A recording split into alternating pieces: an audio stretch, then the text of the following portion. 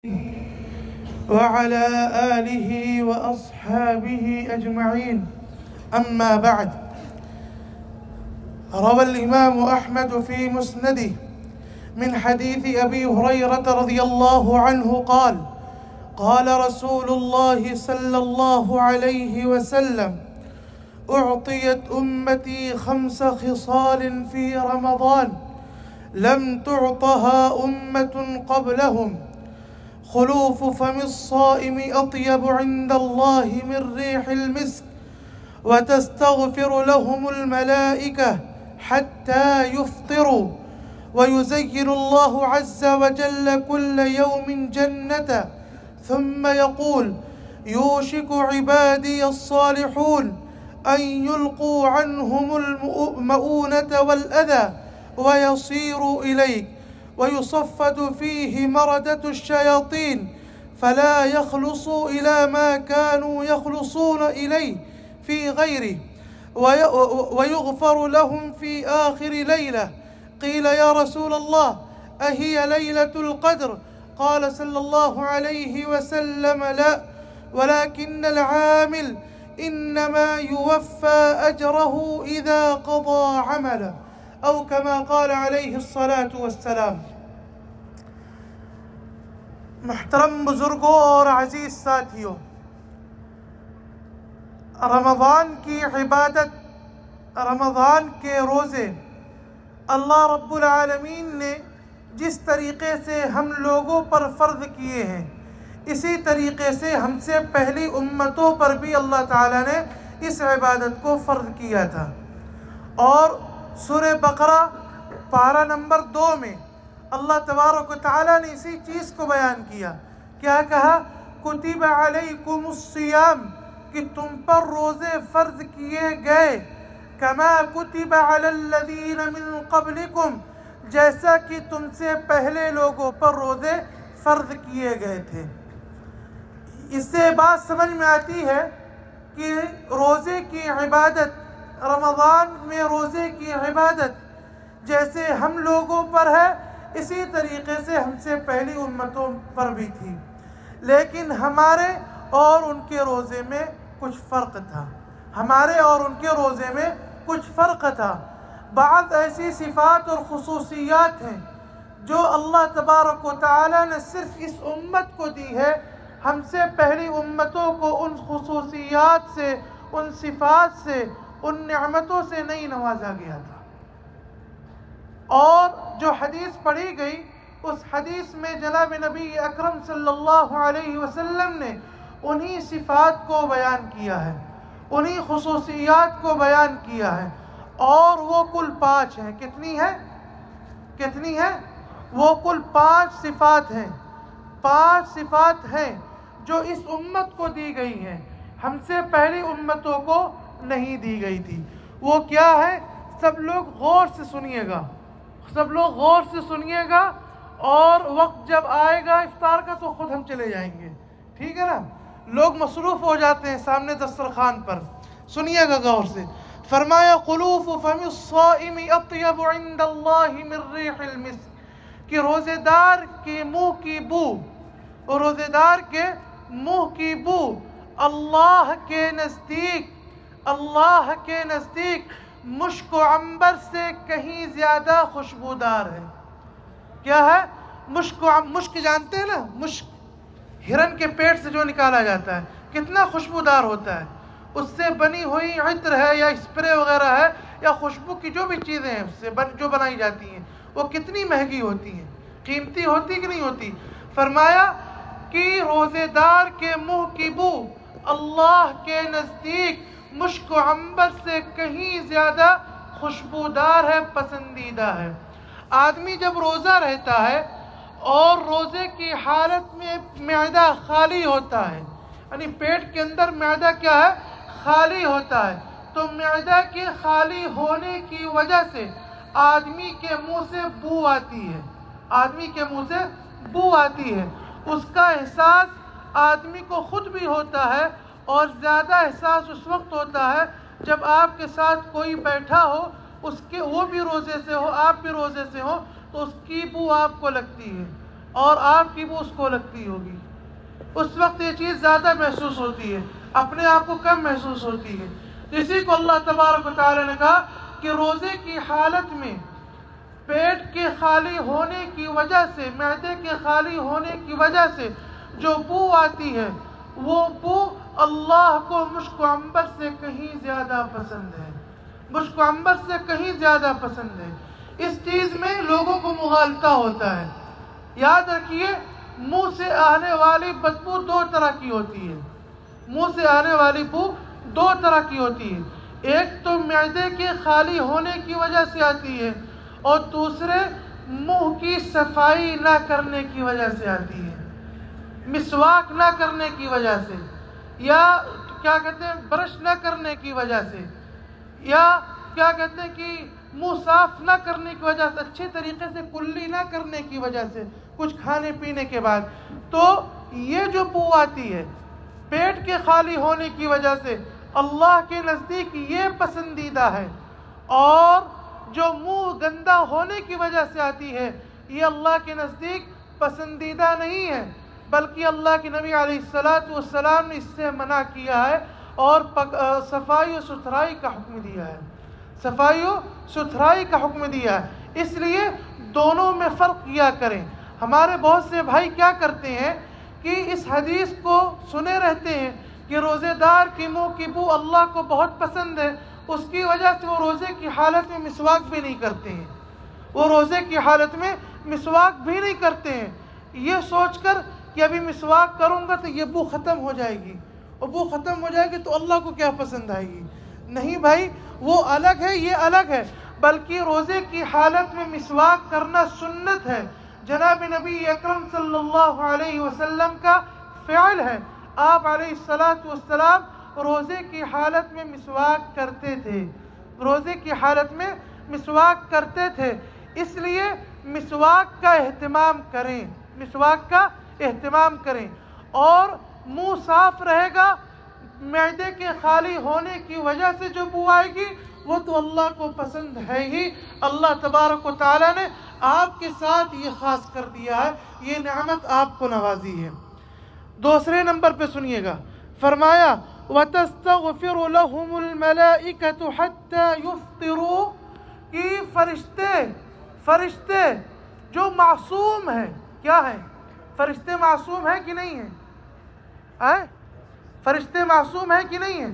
ان سے گناہ نہیں ہوتا، وہ ہر وقت اللہ کی اطاعت و فرما برداری میں رہتے ہیں، وہ ہر وقت اللہ کی اطاعت و فرما برداری میں رہتے ہیں۔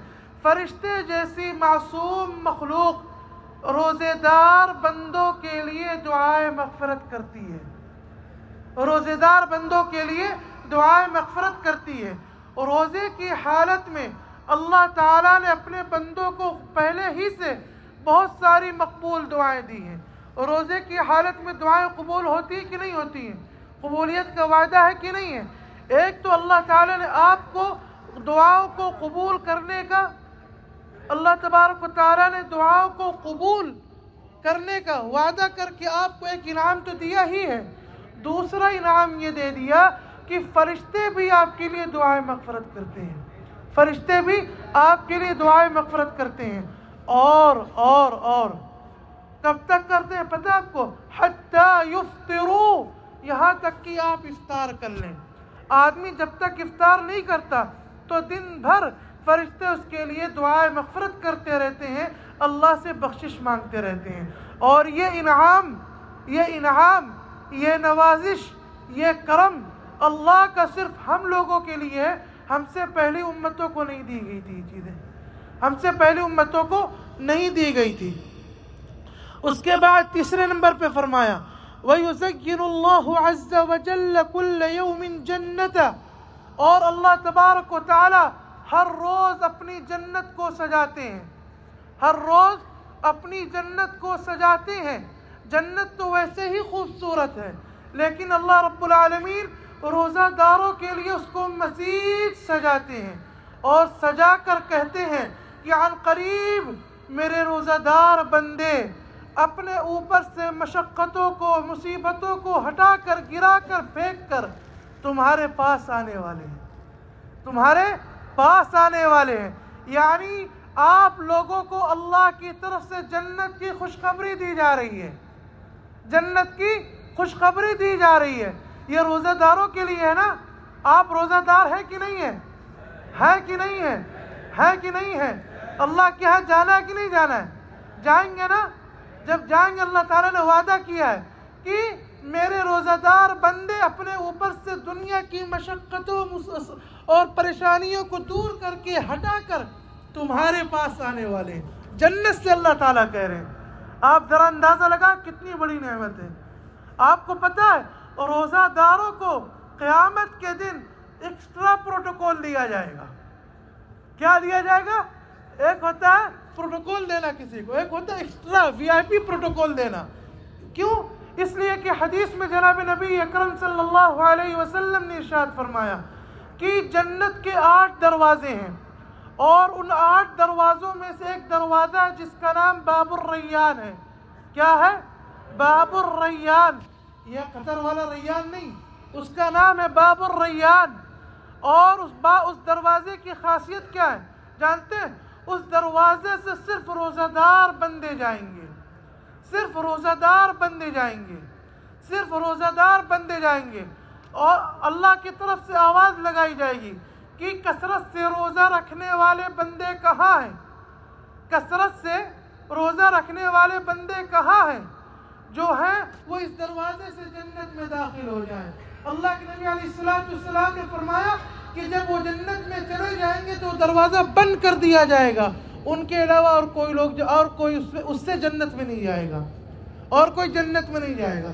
جنت میں اسی طریقے سے دروازہ ہے نماز کا دروازہ، باب الصدقہ، باب التوبہ، باب الصلاۃ۔ اس دروازے سے بھی لوگ جنت میں جائیں گے۔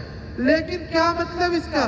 کہ ہر آدمی کے اوپر کسی نہ کسی عمل کی چھاپ رہتی ہے۔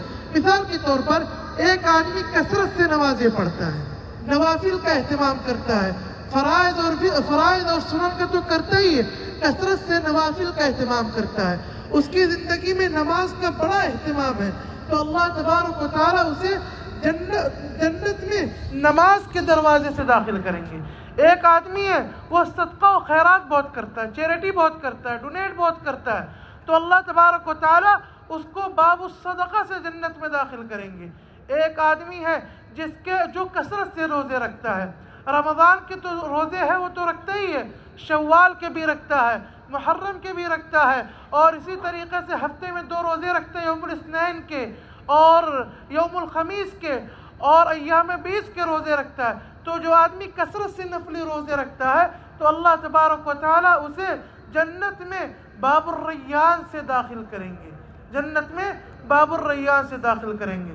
تو آج آپ لوگوں کو یہ خوشخبری اللہ کے نبی علیہ السلام کی سنا رہا ہوں کہ اللہ کے نبی علیہ السلام نے آپ لوگوں کے لیے جنت کی بشارت دی آپ لوگوں کو کہ اگر میرے جو بندے روزہ رکھتے ہیں اور جس طریقے سے روزہ رکھنا چاہیے اس طریقے سے روزے رکھتے ہیں تو اللہ تبارک و تعالیٰ ان کے لیے جنت کو سجاتا ہے اور جنت سے کہتا ہے میرے روزہ دار بندے ان قریب تیرے پاس آنے والے ہیں، تیرے پاس آنے والے ہیں، تو ان کا مقدر بننے والی ہے۔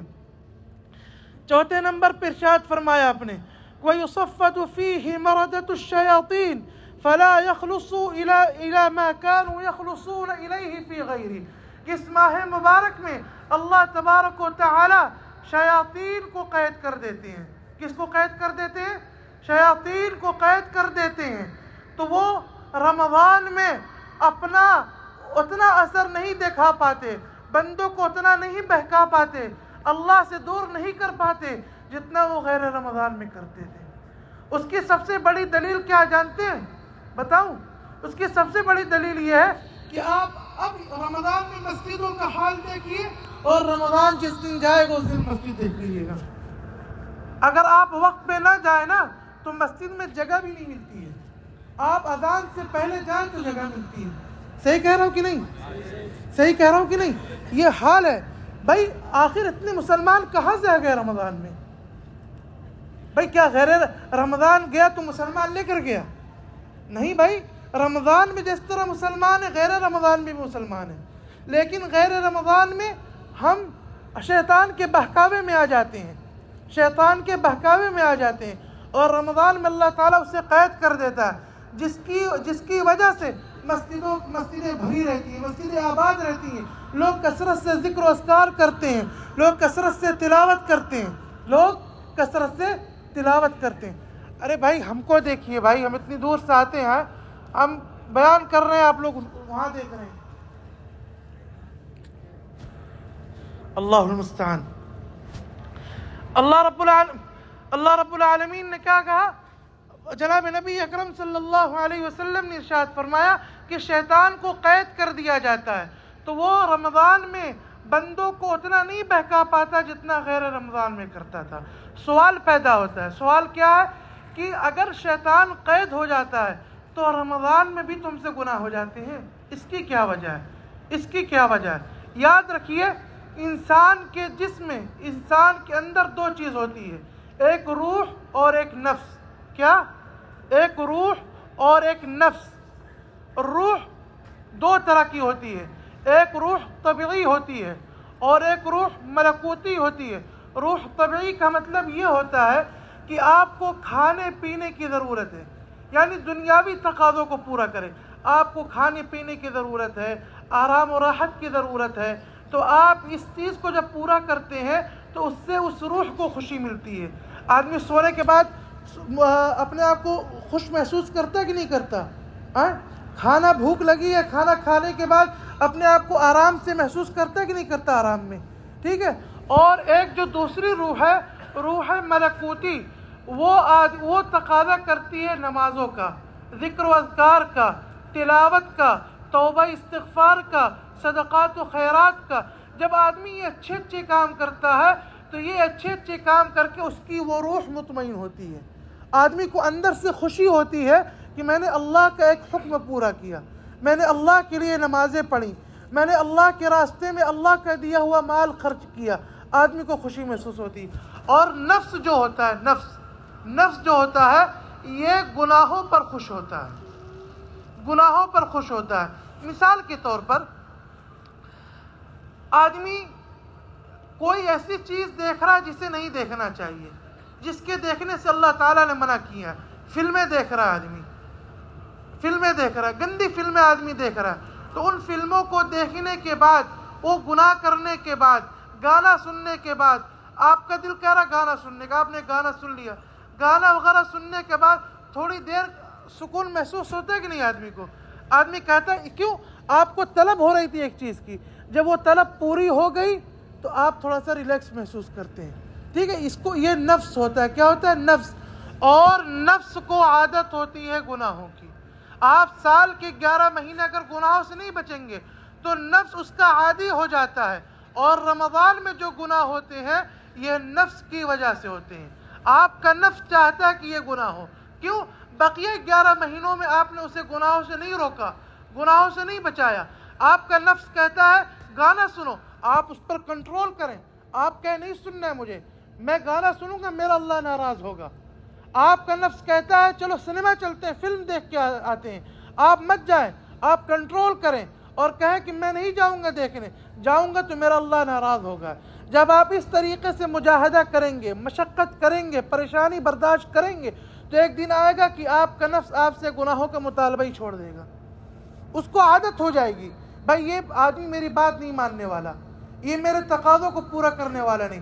تو رمضان میں جو گناہ ہوتے ہیں وہ بقیہ 11 مہینوں جو ہم گناہ کرتے رہتے ہیں نا، اس کی وجہ سے ہوتے ہیں، اس کی وجہ سے ہوتے ہیں، باقی شیطان تو قید ہو جاتا ہے۔ اللہ تعالی ہم سب کو گناہوں سے بچائے، گناہوں سے حفاظت کرے ہم لوگوں کی۔ آخر میں 5ویں نمبر پہ جناب نبی اکرم صلی اللہ علیہ وسلم نے ارشاد فرمایا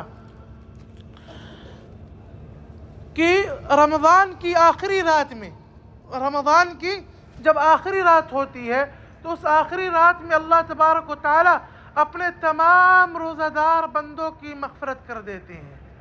اللہ تعالیٰ اپنے تمام روزہ دار بندوں کی مغفرت کر دیتے ہیں، ان کے گناہوں کو معاف کر دیتے ہیں۔ صحابہ نے پوچھا اے اللہ کے نبی علیہ السلام، کیا وہ لیلۃ القدر ہے؟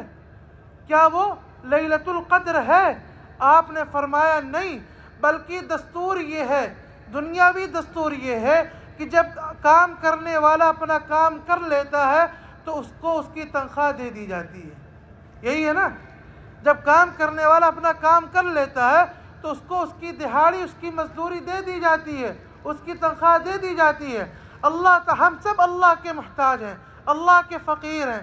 اللہ تعالیٰ نے ہمیں حکم دیا کہ روزے رکھو, رمضان کے روزے رکھو. ہم نے اس کے حکم کو مانا اور روزے رکھے.